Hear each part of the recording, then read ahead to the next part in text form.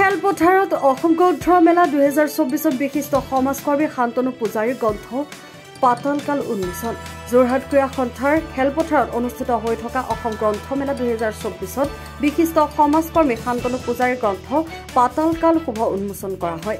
এই গ্ৰন্থখন শুভ উন্মোচন কৰে শিশু সাহিত্যিক মৌচাক মামাক খ্যাত শান্তনু তামুলীয়ে। তেখেতে গ্ৰন্থখন উন্মোচন কৰি পূজাৰীৰ গ্ৰন্থখন অতি কঠোৰ সাধনাৰে লিখা এখন উপন্যাস। অসমৰ যুৱচামে বিশেষকৈ ছাত্ৰ ছাত্ৰীসকলৰ এডভেঞ্চাৰ উপন্যাস পঢ়াৰ অভ্যাস আছিল আৰু পঢ়ুৱৈ সৃষ্টি হৈছিল। মই ভাবো পূজাৰীৰ এই উপন্যাসে নতুন মাত্ৰা দিব বুলি উল্লেখ কৰে। আনহাতে সাংবাদিক বিৰাজ বৰুৱাই হাত ধৰা অনুষ্ঠানত বিশিষ্ট অতিথি হিচাপে উপস্থিত থাকি ভাষণ আগবঢ়াই গ্ৰন্থখন উন্মোচন কৰে মৌচাক মামাক খ্যাত শান্তনু পূজাৰীয়ে। ইয়াৰ পাছতেই গ্ৰন্থখনৰ সন্দৰ্ভত ভাষণ আগবঢ়াই সাংসদ কামাখ্যা প্ৰসাদ তাছা, জ্যেষ্ঠ সাংবাদিক সাংকব কৌশিক বৰুৱা, নিৰঞ্জন বহন্ত, অনংগ নাৰায়ণ বৰঠাকুৰ, অশোক কুমাৰ বৰুৱা, ললিত বৰা উপস্থিত থাকি গ্ৰন্থখনৰ সন্দৰ্ভত ভাষণ আগবঢ়ায়। Bureau report, news update.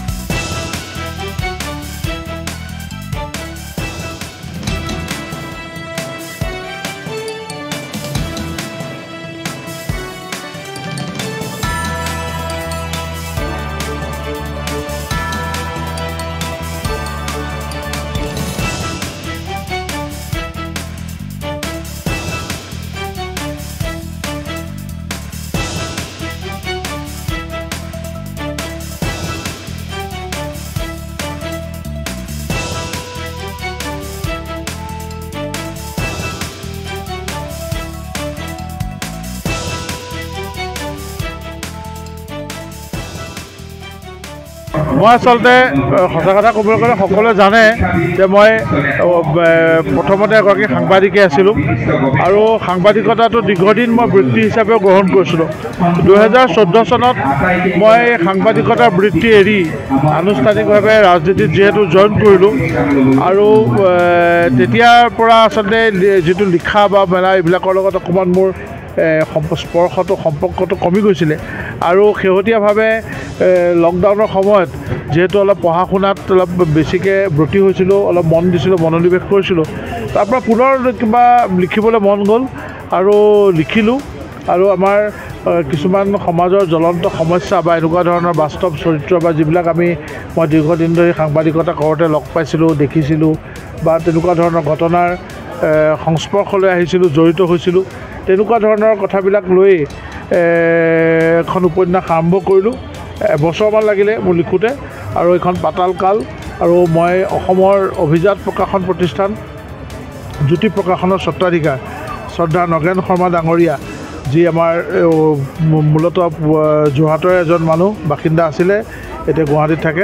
তো জ্যোতি প্ৰকাশনক আন্তৰিক ধন্যবাদ জনাইছোঁ আৰু তেখেতলোকে কিতাপখন প্ৰকাশ কৰি উলিয়ালে আৰু আজি অসমৰ এগৰাকী যশস্বী সাহিত্যিক, সাহিত্য একাডেমী বঁটা প্ৰাপক শ্ৰদ্ধাৰ শান্তনু তামুলী ডাঙৰীয়াই এই গ্ৰন্থখন আনুষ্ঠানিকভাৱে উন্মোচন কৰিলে আৰু ইয়াত আমাৰ কেইবাগৰাকীও বিশিষ্ট ব্যক্তি উপস্থিত আছিল। মই সকলোকে আন্তৰিক ধন্যবাদ আৰু কৃতজ্ঞতা জনাইছোঁ। যিহেতু পাতাল কাল এক সুকীয়া নাম, পাঠকে কি পাব ইয়াৰ পৰা, বিশেষ কি পাব? মানে পাতাল বস্তুটো আপোনালোকে আমি সকলোৱে জানো যে অসমত আগতে এখন উপন্যাস আছিলে পাতাল ভৈৰৱী, শ্ৰদ্ধা লক্ষীন্দন বৰা ডাঙৰীয়াই লিখিছিলে আৰু এইখনে সাহিত্য একাডেমী বঁটাও পাইছিলে।